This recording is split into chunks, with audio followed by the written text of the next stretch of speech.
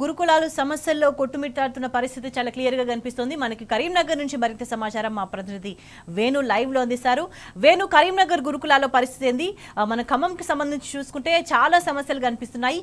ఇక్కడ ఎటువంటి సమస్యలు ఉన్నాయి? అండ్ ప్రత్యేకంగా ఇప్పుడు సమస్యలు తెలుసుకోవడానికి ఎవరైనా ప్రయత్నిస్తున్న నేపథ్యంలో ప్రభుత్వం అక్కడ పూర్తి స్థాయిలో పోలీసులు పెట్టి ఎవరు లోపలికి వెళ్లకుండా వాస్తవ సిచ్యువేషన్ తెలుసుకోకుండా చేసే ప్రయత్నం చేస్తుంది.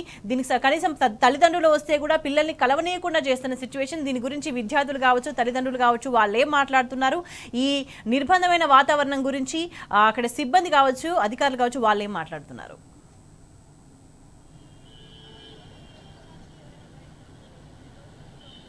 స్వేచ్ఛ యాక్చువల్గా అయితే దేవాలయాలు ఎంతనో విద్యాలయాలు కూడా అంతేగా భావించవచ్చు. కానీ ప్రస్తుతం ఉన్న పరిస్థితుల్లో మెట్టిపల్లిలో ఒకరు చనిపోవడము, ముస్తాబాద్లో అయితే డే టైంలోనే 11 గంటల ప్రాంతంలో హాస్టల్ అంటే పడుకునే విద్యార్థుల సంబంధించి వాళ్ళ యొక్క అంటే సూట్ కేసు పక్కనే పాము రావడం, విద్యార్థి దాన్ని చూసి భయపడి అంటే కాటు వేసిన నేపథ్యం.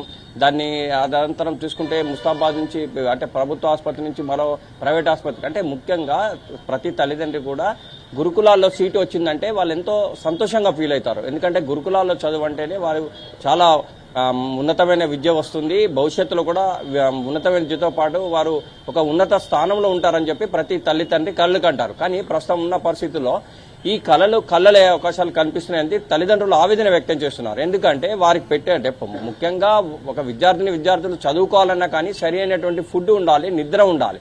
కానీ నిద్రలేమి కావచ్చు, ఇటు సరైనటువంటి ఆహారం లేకపోవడం, అంటే దొడ్డు అన్నంతో పెట్టడం వల్ల పిల్లలకు అంటే ఈ మధ్య పెద్దపల్లి జిల్లాలో దొడ్డన్నంతో అన్నం పెట్టిన నేపథ్యంలో అందరికీ కూడా కడుపు నొప్పి లేచిన నేపథ్యం.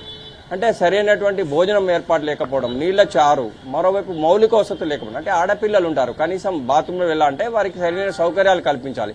కానీ మౌలిక వసతులు లేకపోవడం వల్ల వాళ్ళు ఎవరికి కూడా చెప్పుకోలేని దుస్థితి. అంటే తల్లిదండ్రులు వచ్చినప్పుడు ఏదైనా చెప్పుకుందామంటే కూడా దానికి సంబంధించినటువంటి అంటే టీచర్లు కావచ్చు, దానికి సంబంధించిన ప్రిన్సిపల్ కావచ్చు, ఏమి కూడా చెప్పకుండా పిల్లలకు ముందస్తుగానే ట్రైనింగ్ ఇవ్వడం, అంటే క్యాజువల్గా కలిసి వెళ్ళిపోవాలి. కానీ ఏదైనా జరిగినప్పుడు తల్లిదండ్రులకు చెప్పుకుంటే ఆ పిల్లల్లో సాటిస్ఫాక్షన్ ఉంటుంది. కానీ ముఖ్యంగా ఇప్పుడున్న పరిస్థితిలో చూస్తే అంటే రీసెంట్లీగా జరిగింది ఇటు గురుకుల బాట అనేది బీఆర్ఎస్ పార్టీ పిలుపు ఇచ్చింది. ఎందుకంటే ప్రత్యేకంగా హాస్టల్లో విద్యార్థులు చాలా అవస్థలు పడుతున్నారు. చలికాలం, కనీసం దుప్పట్లు కూడా లేవు. కిటికీలు ఉన్న నేపథ్యం ఒకటైతే కిటికీలకు తలుపులు లేకపోతే రాత్రిపూట అంటే విష పురుగులు కావచ్చు, పాములు కావచ్చు వచ్చే అవకాశం ఉంటుంది. అంటే తమ పిల్లలకు రక్షణ లేదు, వారికి సరైనటువంటి రక్షణ కల్పించాలని చెప్పి వారితో చెప్దామంటే కూడా వినే నాదుడు కరువయ్యాడని చెప్పి వాళ్ళు ఆందోళన వ్యక్తం చేస్తున్నటువంటి పరిస్థితి మనకు స్పష్టంగా కనిపిస్తుంది. స్వేచ్ఛ అంటే వీళ్ళు చెప్పేది ఒకటే, అంటే గతంలో 1,25,000 రూపాయలు ఒక విద్యార్థి ఖర్చు పెట్టిన నేపథ్యం గత సర్కార్ ప్రభుత్వం బీఆర్ఎస్ సర్కార్. అంటే ముఖ్యంగా కేజీ టు పీజీ విద్య ఇవ్వాలి, విద్యకు పెద్ద ఎత్తున పెట్టుబడి పెట్టాలనే ఒక లక్ష్యంతో గురుకులాలు మైనార్టీ కావచ్చు, సోషల్ వెల్ఫేర్ కావచ్చు, అంటే బీసీ వెల్ఫేర్ కావచ్చు, ఎస్సీ అంటే ఇవన్నీ కూడా పెట్టి విద్యార్థులకు సరైనటువంటి విద్యను అందించాలనే లక్ష్యంతో కేజీ టు పీజీ విద్యను కూడా అందించేందుకు కూడా అన్ని ప్రయత్నాలు చేసినటువంటి పరిస్థితి. గంభీరావుపేటలో అయితే కేజీ టు పీజీ కూడా ప్రారంభమైంది. అంటే ఈ విద్యపై ప్రభుత్వము నిర్లక్ష్యం వహిస్తోంది. దీంతో తమ పిల్లలు చదవాలంటేనే భయపడుతూ ఉన్నారు, గురుకులాల్లో పోవాలంటేనే భయపడుతున్నారు. సెలవుల పేరిట ఇంటికి వస్తే మళ్ళీ గురుకులకు వెళ్ళాలంటే వాళ్ళని పంపించలేని పరిస్థితిలో మేము ఉన్నాము, వాళ్ళు వెళ్ళని చెప్తున్నటువంటి పరిస్థితి ఉందని చెప్పి తల్లిదండ్రులు కూడా ఆవేదన వ్యక్తం చేస్తున్నారు. ఎందుకంటే ముఖ్యంగా సరే తిన్నా తినకున్నా చదువైతే చదువుకుందామంటే చదువుకు సంబంధించి చూసుకుంటే కూడా వారికి సరైనటువంటి సహకారం లేదు.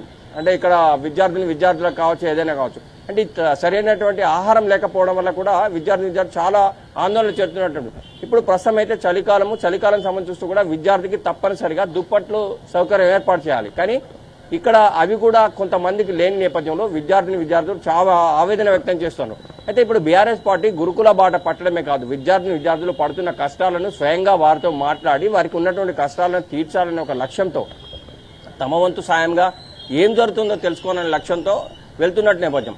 అంటే మొన్న 4 రోజుల క్రితం చొప్పదండి మాజీ ఎమ్మెల్యే రుక్మాపూర్లో ఇటు పాఠశాలకు సంబంధించి గురుకులాన్ని పరిశీలిద్దామని చెప్పి వెళ్తున్న నేపథ్యంలో ముందస్తుగానే అరెస్టు చేసిన నేపథ్యం ఒక ఎత్తు అయితే, మరోవైపు ఇటు మాజీ మంత్రి కొప్పుల ఈశ్వర్ సైతం గురుకులాల్లో విద్యార్థులు పడుతున్న బాధలను ప్రత్యక్షంగా తెలుసుకోవాలి, వారికి ఏమైనా సహాయ సహకారాలు అందించాలో లేకపోతే వారికి ఎటువంటి కష్టాల్లో ఉన్నారో తెలుసుకునే ప్రయత్నం చేస్తామంటే కూడా మమ్మల్ని అరెస్ట్ చేస్తున్నారని చెప్పి ఆవేదన వ్యక్తం చేసినటువంటి పరిస్థితి కొప్పులీశ్వర్ కనిపించింది. ఎందుకంటే నవోదయ పాఠశాల కావచ్చు, గురుకుల పాఠశాల కావచ్చు, అంటే వివిధ రకాల పాఠశాల అంటే దీనికి సంబంధించిన బీసీ కావచ్చు, ఎస్సీ కావచ్చు, ఎస్టీ కావచ్చు, ఇవన్నీ కూడా పరిశీలించాలి, వీరి బాధలను తెలుసుకోవాలని చెప్పి మాజీ మంత్రి కొప్పుల ఈశ్వర్ సైతం బయలుదేరుతున్నారు. అంటే ఇంటి నుంచి బయలుదేరి కొద్ది దూరం వెళ్ళగానే నగ్నూర్ వద్ద పోలీసులు అదుపులోకి తీసుకోవడమే కాదు, హౌస్ అరెస్ట్ చేసినట్టు ఇంటికి తీసుకొచ్చి పోలీస్ బందోబస్తు వద్ద ఎక్కడికి వెళ్లకుండా ఉంచిన.